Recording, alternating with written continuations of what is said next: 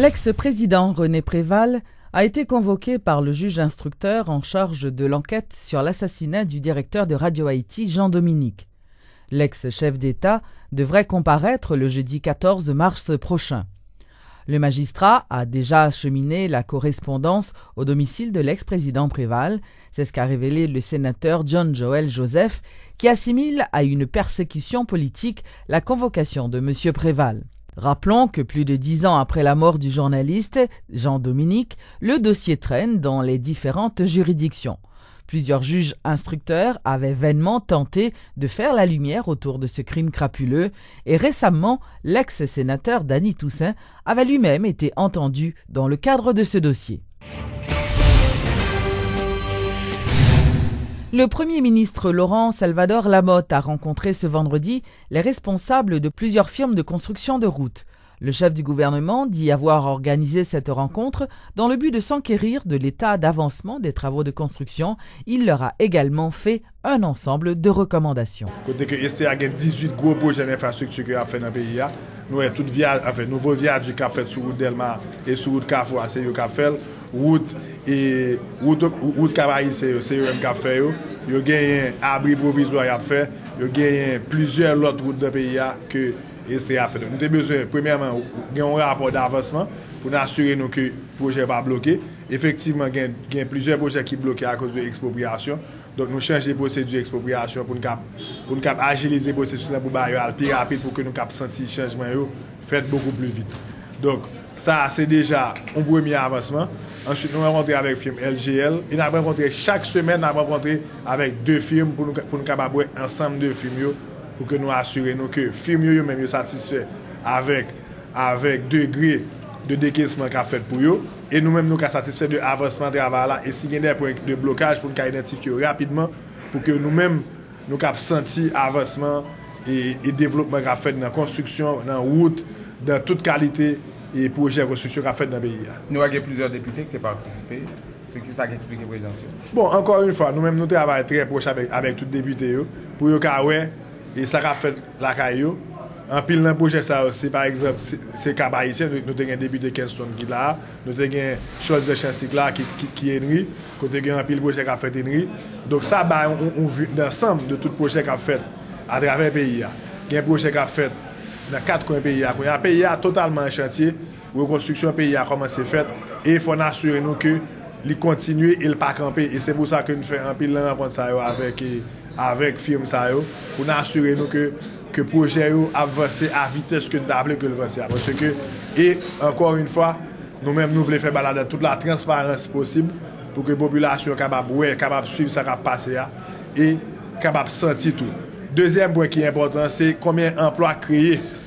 Et nous demandons des firmes dominicaines pour employer un pile main-d'œuvre haïtienne. Et dans plusieurs cas, dans le cas possible, pour sous-contracter des firmes haïtiennes. Donc c'est ça que nous avons discuté avec eux tout. Ils fait connaître qu'il y a 1200 jobs que STA lui-même a créé ici. Donc nous demandons d'accélérer et surtout création de jobs et assurer que l'opérateur et que plus fort d'employés c'est haïtien pour capable créer et job dans le pays, réduire le chômage là dans la capacité que est capable de faire et surtout pour que la qualité de service que le gouvernement demande. Nous demandons tout que nous ne pas les routes faites sans signalisation encore. Nous demandons que toute nouvelle route qu'a fait signalisée, ça veut dire bien tracé. J'ai que le pas fait longtemps, Haïti c'était un seul pays côté tu mets une couche goudron et puis après ça y aller. Qu'on y a là nous demandons pour toute route dans le pays à signaliser pour route belle. Ensuite pour que trottoir soit fait tout parce que avant route qu'on fait trottoir pas fait et puis peuple aller marcher dans terre alors que ou une route qui fait fait. L'unité de lutte contre la corruption, l'ULCC, a accueilli favorablement l'ordonnance du juge d'instruction, Vix Etienne, qui renvoie par devant le tribunal criminel une soixantaine de personnes inculpées dans le détournement des 10 millions de gourdes destinées au programme de scolarisation universelle gratuite et obligatoire PSUGO. Antoine Atouriste a une nouvelle fois réitéré sa volonté de sortir Haïti de ce qu'il appelle la honteuse liste des pays perçus comme les plus corrompus par Transparency International. Monsieur Prosper a été, par ordre de la Cour, condamné à payer, à restituer à l'État les 3 154 806 gourdes qui ont été détournées lors de son administration comme maire de Pétionville. Nous avons un cas actuellement en cours, le cas de Port-de-Paix, où 10 millions de gourdes ont été détournées des 28 millions dans le cadre du PSUGO. Nous connaissons que 4 millions déjà étant identifiés, localisés et gelés par l'UCREF, sous demande de l'ULCC. Et ces 4 millions également, le juge d'instruction du Port-de-Paix, juge Vinx Étienne, vient d'ordonner également que ces 4 millions soient rapatriés, soient restitués à l'État pour compte de l'Éducation nationale. L'ULCC tient à rappeler, à vous informer que c'est dans le cas de ces 22 cas qui sont actuellement au système judiciaire. C'est le premier des 22 qui a pu arriver à terme, c'est-à-dire à une conclusion. Je profite de l'occasion pour rappeler, pour solliciter, pour exhorter nos honorables parlementaires de voter pour nous cette loi de la répression de la corruption. Également la loi sur la répression du blanchiment d'argent. Nous exhortons, au nom de la patrie, nos honorables parlementaires, tant de la Chambre haute que de la Chambre basse, de voter ces deux lois-là. Une activité de promotion mêlant sport, culture et tourisme sera organisée par le comité Haïti Belle Haïti Vête du 7 au 10 mars sur la côte des Arcadins. Moyennant une participation, tout le monde pourra prendre part à ces activités au profit d'associations de la côte des Arcadins engagées dans des actions écologiques. Suivez les précisions de Dominique Carvonis, présidente exécutive du comité Haïti Belle Haïti Vête, de D'Artagnan Charles, représentant des associations de base de la côte des Arcadins, et de Charles Fambrun, président du comité régional de la côte des Arcadins, tous les trois étant invités à la rubrique Le Point de ce vendredi. On a parlé d'environnement, souvent on n'a pas identifié avec ça, on a parlé d'environnement. Alors nous avons besoin d'une raison pour faire conscient de l'environnement. Nous avons une activité qui a fait le plaisir. Et activité de sport de nature, ça. Et en général, nous sommes très friands de ça. Alors c'est pour ça que nous servons avec la plateforme. Ça. Nous pourrons le récolter comme ça pour nous capables d'arriver à 3 projets. Premièrement, c'est le centre de tri dont D'Artagnan parlait. Deuxièmement, parce que c'est l'assainissement, c'est le plus gros problème. Deuxièmement, c'est les plantules que nous voulons planter, des arbres fruitiers, aussi des plantules de vétiver, pour pouvoir accompagner dans la zone. Et commencer par une petite zone. Si nous faisons de grands projets, on n'aura nulle part. Il faut des petits projets. Et à partir de là maintenant aussi, nous voulons aussi repeupler les coraux qui existent, parce que la mer est affectée par la terre. Et les coraux sont en train de mourir. Il nous faut repeupler les coraux pour que les poissons reviennent sur cette côte. Il y a beaucoup de poissons qui ont disparu. Sur la côte, si vous voyez bien, il n'y a pratiquement plus de poissons. Alors il nous faut repeupler les coraux pour pouvoir arriver à repeupler nos poissons. De manière symbolique pour dire oui, nous voulons Haïti belle, oui, nous voulons Haïti verte, qui a commencé à nettoyer le nettoyage là, pour étirer Fatra, nous pour ramasser. Et après ça, ce n'est pas seulement ramasser Fatra pour faire le propre, mais nous avons le reboisement. Et en plus de ça, nous avons rencontré déjà le ministre de l'Environnement et sortant, et qui parlait avec nous de conseil avec Mme Cavoniz et M. Charles Fomboin, et qui, pour nous mettre un centre de tri. Cela veut dire que c'est des bagailles en permanence et nous parlons un travail de reboisement en permanence. Okay. Cela veut dire que c'est des projets d'avenir, mais nous avons préparé, nous accompagné Haïti Belle pour l'événement capable de arriver. C'est que son belle initiative, il faut tout le monde connaît qui est-ce qui est dans. Et nous avons souhaité que le mouvement s'agrandisse.